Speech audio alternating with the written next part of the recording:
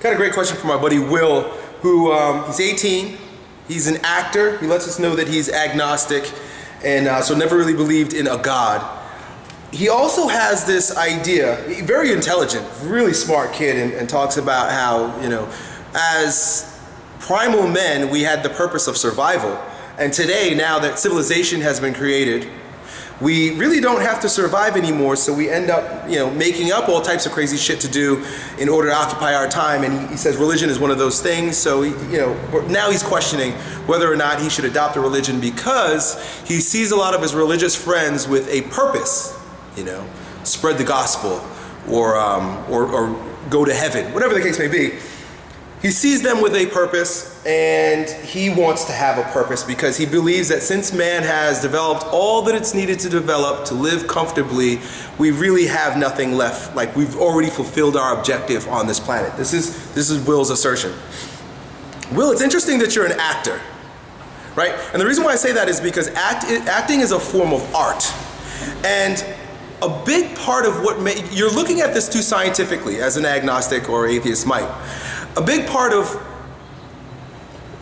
the contrast between what motivates men is science and art. And science is always moving forward. Science is always like, what's next? What's next? Dig deeper, deeper, deeper, deeper, deeper. Think more, think smaller, think smaller. And it's moving in a particular direction. And it could be, and it's futile. It's just what we do.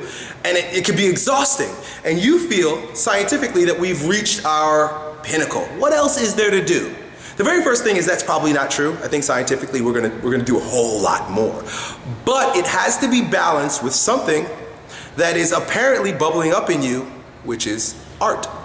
Poetry is what I like to say. You're an actor. You don't act because you're trying to get somewhere. You don't act because you're trying to achieve something, right? You don't write poetry. You don't sing music. You don't dance because there is an end in sight. It's not a path that you tread to achieve a goal. It can become that, but then it becomes neurotic and it loses its value. You do it because you do it. You do it because humankind is designed to dance, to wiggle, to have fun, to laugh, to feel, to express, to create.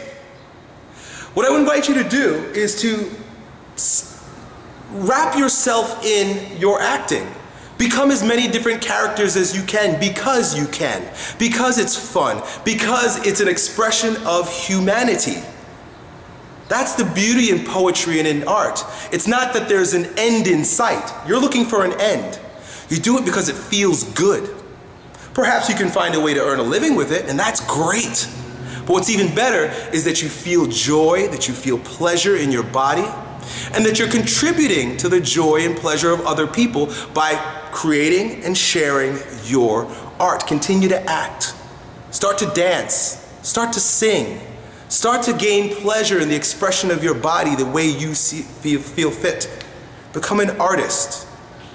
Let the science alone for a moment. If you decide to adopt religion, go about it scientifically, right? So you it's a balance, folks. It's a balance between objective, subjective, science and art, religion and math. You see? I'm trying to give you some contrast here.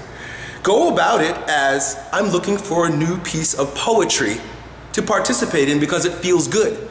You see, you might call me an agnostic, you might call me an atheist, because I don't believe per se the stories that are told literally by the religions.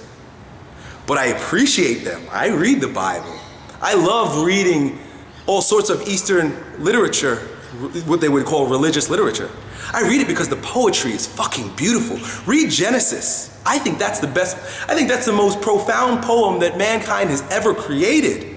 I don't believe that there was a big bearded man that breathed and the book came and it's a divine book.